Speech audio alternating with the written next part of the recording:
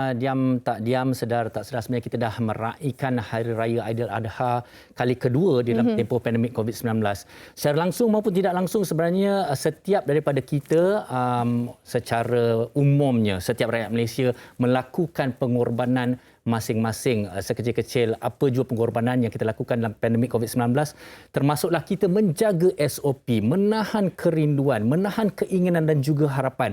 Begitu juga saya faham Fatin juga ada korban rindu. Korban rindu sebab ini adalah kali pertama saya dekat je dengan rumah ibu bapa saya, tapi tak boleh nak balik, tak boleh nak makan bersama. Itu antara yang agak terkesan. Apa tapi yang itulah pasti, sebenarnya pengorbanan kita kan. Setiap pengorbanan pasti ada hikmah dan ada balasan pahalanya, insya-Allah. InsyaAllah. Okey, dan hari ini topik kita hari ini sempena Aidiladha ini sangat istimewa kerana tetamu-tetamu kita juga sebenarnya tak sabar sebenarnya kita nak tanyakan banyak kepada mereka. Yang pertama kita bersama dengan Ustaz Ilyas Ismail selaku pendakwah bebas. Assalamualaikum Ustaz. Selamat Hari Raya Aidiladha. Ya, waalaikumsalam warahmatullahi wabarakatuh. Dan kita juga bersama dengan Puan Siti Hajah Shuib, iaitu Ketua Jururawat di Dewan C yang sekarang ini sedang bertugas di Maib, Fahim. Assalamualaikum Puan. Waalaikumsalam warahmatullahi. Okey, kepada para penonton, teruskan kerana sebenarnya Puan Siti Hajah banyak kisah yang sebenarnya boleh dikongsikan tentang pengorbanan bersama kita pada hari ini. Tapi kita nak mulakan dulu dengan Ustaz Ilyas Ismail. Ustaz, apa khabar Hari Raya Aidiladha ni Ustaz? Sihat Ustaz? Ya, sihat. Alhamdulillah. Duduk dengan anak-anak. Kabarnya juga tadi sempat kita berbual, Ustaz juga tak dapat nak berjumpa dengan sanak saudara hanya melalui panggilan video saja Ustaz. Itu... Ya, dah telefon, panggilan video dengan mak ajalah. Dari jauh aku mohon maaf. Itu juga adalah satu pengorbanan. Okey, tapi kita nak tanya kepada Ustaz sebenarnya. Macam saya katakan tadi, ini adalah tahun kedua. Mungkin bagi setengah orang, kita rasa lebih mencabar Hari Raya Korban pada itu. Pengorbanannya lebih besar. Jadi, apa yang boleh Ustaz kongsikan tentang korban ini yang juga kena mengena dengan situasi semasa negara dan keadaan kita ni Ustaz? Ya, terima kasih. Sejak daripada awal pembabitan saya dalam dakwah ni, bila sampai saja musim Zulhijjah ni, semestinya tema yang akan dibincangkan adalah tema pengorbanan.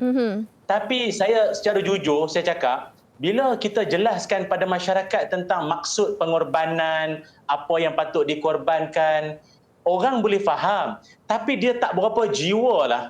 Dia tak berapa jiwa dan dia tak berapa nak sampai sangat. Sampailah Allah Ta'ala mengizinkan penularan wabak COVID ni berlaku, saya kira tak perlu dengar ceramah berjam-jam pun, apa yang sedang kita lalui ini dah membuatkan kita faham, inilah pengorbanan. Inilah yang namanya korban. Termasuklah korban rindu tadi. Betul Ustaz, ramai korban rindu ni. Ya. Termasuk dengan penceramah sekali. Baru saya faham yang selama ni saya duk cerita ke orang mesti berkorban, korbankan harta, korbankan nyawa, korbankan duit ringgit, korbankan hatta kerinduan kita pun. Penceramah pun baru memahami, menjiwainya. Sebab itu kita kena ingat apa-apa jua yang Allah Ta'ala izinkan benda ni berlaku, dia pasti ada hikmah yang Allah nak ajar kita bahawa secara tidak sedar wabak COVID-19 ni juga dalam tak sedar dia juga mengajar kita tentang erti menghargai. Betul. Ada selama ni dia cerita, dia kongsi, dia kata dia dah lama tak salam dan cium tangan mak ayah dia. Tapi dia kata dia nak balik, nak cium tangan, nak peluk mak ayah dia. Tapi bermulanya penularan COVID tak dapat balik.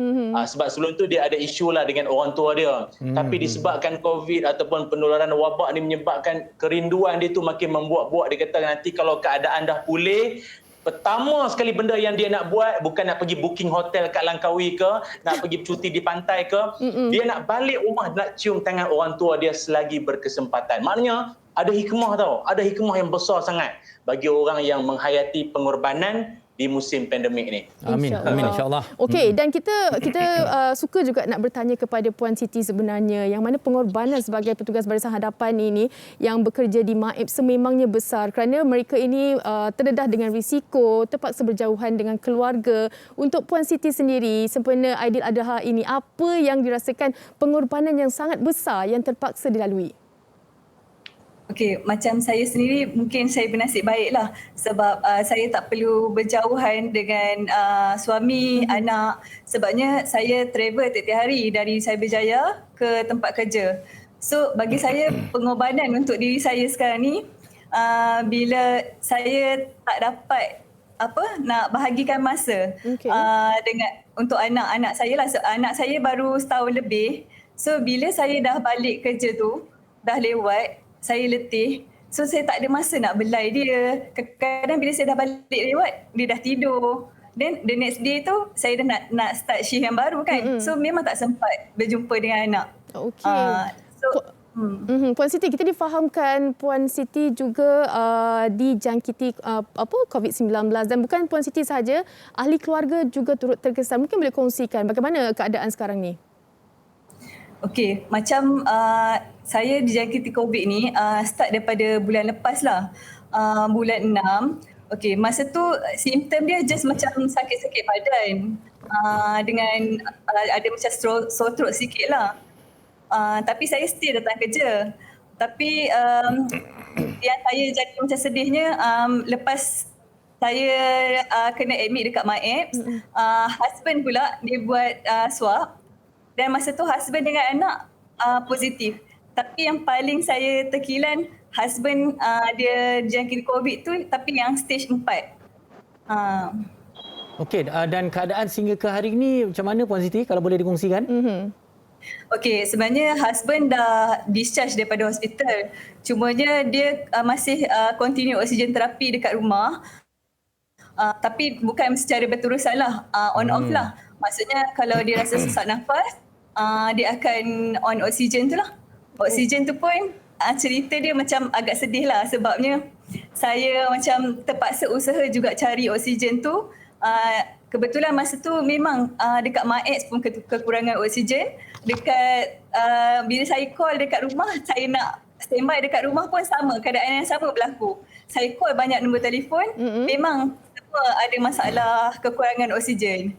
Okey. Tapi nasib saya agak baiklah sebab saya dapat juga nombor dan saya dapat juga untuk beli tank oksigen untuk letak dekat rumah. Alhamdulillah. Okey, Puan Siti, saya sebenarnya suka untuk mendengar benda ini yang mana menjalankan tugas sebagai Barisan Harapan dalam masa yang sama terpaksa juga balik ke rumah untuk menjaga suami. Bagaimana sebenarnya mendapat kekuatan untuk terus memberi yang terbaik kepada masyarakat dan juga ahli keluarga? Melakukan pengorbanan ini. Okey, masa saya dapat tahu kata husband Cat 4, memang saya sendiri tengok depan mata, memang saya sangat sedih lah sebab masa tu saya rasa macam tak ada harapan lah untuk macam mana? Tak ada harapan lah untuk husband nak survive lah. Sebab saya nampak dia macam terlampau susah nak bernafas masa tu. Okay. Tapi macam bila dia terpaksa admit dekat Hospital Putrajaya, hari-hari saya video call dengan dia, message dengan dia, bagi semangat, kata abang kena kuat sebab saya masih perlukan abang. Saya dengan anak memang perlukan abang lagi. Baik. Sebenarnya satu kisah yang menyentuh hati, satu pengorbanan yang sebenarnya cukup besar daripada petugas Barisan Harapan, bukan saja untuk mereka tetapi juga keluarga mereka. Okey, sebentar saja lagi saya ingin kembali bersama dengan Ustaz Ilyas, tapi sebelum itu ada satu bingkisan menarik yang telah kami sediakan untuk anda di Hari Raya Aidiladha ni. Sama-sama kita saksikan. Hampir setiap hari kita dikejutkan dengan kes kematian yang tinggi akibat COVID-19. Kehilangan orang tersayang pastinya meninggalkan kesan mendalam buat sesiapa sahaja. Disahkan sebagai seorang pesakit COVID-19 bagaikan mimpi ngeri buat wanita yang lebih mesra dikenali sebagai Maira, 31 tahun. Lebih meruntun jiwa, ahli keluarganya turut dijangkiti dan telah meragut nyawa ibu tersayang, Rugayah Mat Desa, 62 tahun pada November lalu. Masa tu kondisi mak okey lagi. Selepas seminggu kondisi mak merosot. So kami adik-beradik semua balik kampung untuk tengok mak. Dan doktor sahkan mak positif COVID. So 3 hari selepas tu kami kena pergi buat swab test dan 16 keluarga kami positif. Mengimbas kembali keadaan ibunya, Mira berkata ibunya yang menghidapi penyakit kencing manis dan darah tinggi pada awalnya dimasukkan ke hospital kerana mengalami bengkak yang teruk pada kaki. Kami dapat berita mak meninggal pada 8 hari bulan. Doktor call kata mak dah tak boleh nak fight COVID tu sebab mak dah dikomakan. Apa yang kami rasa, kami dekat hospital, kami tak dapat tengok mak buat kali takhir, kami tak dapat tengok muka mak buat kali takhir. So macam benda tu bagi kesedihan yang kami akan ingat sampai bila-bila lah.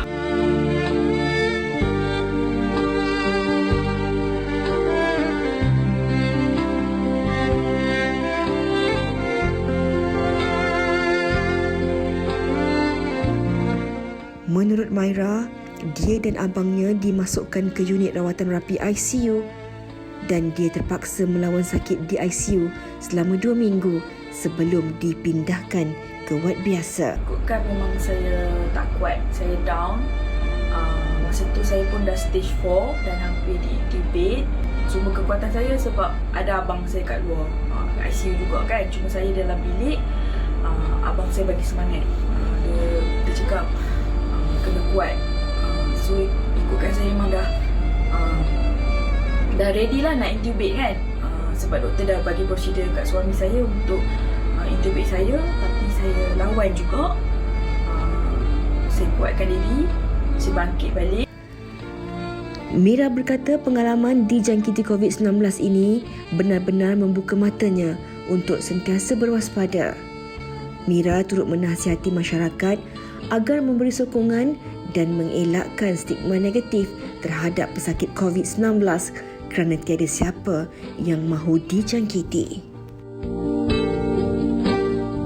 Itu antara perkongsian yang mana Maira kehilangan ibu tersayang akibat COVID-19 ni. Bukan senang dikala kita menyambut Aidiladha ini, kehilangan orang yang kita sayang. Dan sebenarnya hari yang penuh berkat, penuh rahmat ini, kita terus memanjang-manjangkan doa untuk setiap insan yang melalui setiap ujian dan dugaan itu untuk terus mendapat hikmah dan keberkatan darinya, insya-Allah.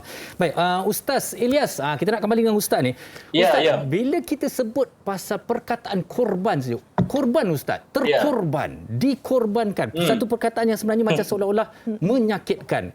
Seolah-olah mungkin merugikan diri sendiri, kan? Menyakitkan diri sendiri. Tapi kenapa kita digalakkan untuk berkorban?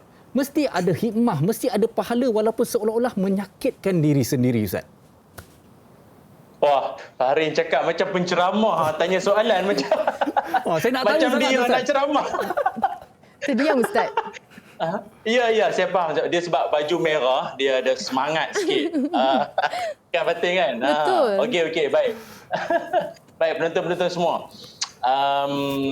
Dia gini, kita ni diajar oleh Rasulullah SAW bahawa untuk masuk ke dalam syurga, yuran dia adalah kepayahan dan kesukaran. Maknanya untuk masuk syurga ni jalan dia payah, jalan dia susah. Banyak sekali SJR, sekatan jalan raya tu banyak. Dia banyak roadblock. Nak masuk syurga ni payah. Kalau susah kena sabar, kalau musibah kena reda, kalau sakit kena menahan, kalau apa sahaja kena sabar. Bangun pagi kena semayang subuh, bila diarahkan atau diperintahkan kena laksanakan walaupun hati berat. Jadi disebabkan itulah nak masuk ke syurga ni jalan dia adalah dengan kekuatan pengorbanan. Ada setengah orang, Farin Fatin, ya, Allah Ta'ala dia nak bagi kat hamba-hamba dia ni diangkat darjat, diampun dosa dengan cara orang tu beribadat, semayang, sedekah, hulurkan sumbangan, bantu orang susah, buat baik pada mak ayah. Tapi ada orang, ya, Farin Fatin, ya, Allah nak angkat darjat, Allah nak hapus dosa-dosa setengah orang ini dengan cara apa? Allah bagi kepada mereka musibah. Allah bagi pada mereka kepayahan. Macam-macam bentuk kepayahan. Macam Puan Siti cerita tadi, kesukaran dia dan hampir-hampir kita kata apa, jiwa tu meruntun akibat kerana bukannya pesakit tu orang lain, suami tersayang, keluarga sendiri yang terkena benda tu dan dia sendiri kena berhadapan. Maka ahli keluarga yang diuji sakit itu bukan benda yang bukan benda yang asing. Kalau tengok dalam hidup Nabi Muhammad SAW, Nabi sendiri diuji dengan anak-anak Nabi. Majoriti anak-anak Nabi banyak wafat meninggal usia kecil. Masa kecil-kecil meninggal dah. Lepas tu kalau kata di kalangan kita rasa macam hidup kita sakit sangat dengan macam-macam ujian atau penyakit. Nabi sendiri pernah diuji dengan sakit atau demam, dan Nabi punya demam bersamaan dengan 2 orang yang demam. Dua orang yang demam. Maknanya demam yang bersangatan. Artinya nak masuk syurga ini jalan yang harus dilalui adalah dengan pengorbanan atau kesusahan. Jadi maknanya mungkin kebanyakan kita yang ambil bahagian korban, lembu ke, unta ke, kambing ke, dia korbankan harta dia. Dia korbankan harta dia. Itu sebagai jalan Allah nak didik kita dalam hidup. Kau jangan sayang sangat duit tu. Kau kena sayang Allah lebih dari duit. Sama juga Allah nak ajar kita, kau jangan sayang sangat manusia lebih daripada kau sayangkan Allah. Sebab manusia sementara, Allah selamanya. Itu supaya benda tu dia akan jadi penguat diri kita. Walau apa pun jadi di dunia, setidak-tidaknya kita akan kembali bertemu berkeluarga di syurga. Amin. InsyaAllah. Okey, maksudnya ada hikmah di dalam Setiap pengorbanan tu. Kita nak berbalik kepada Puan Siti Hajar. Di sebalik pengorbanan yang dilalui sepanjang tempoh pandemik ini kan, apa antara hikmah-hikmah yang tercipta dalam dari segi keluarga dan juga maupun persekitaran di MAIPS itu? Saya tak berapa jelas lah. Okey, Puan, kalau kita lihat sebenarnya kan, kalau tadi kita nampak hikmah kepada pengorbanan kan.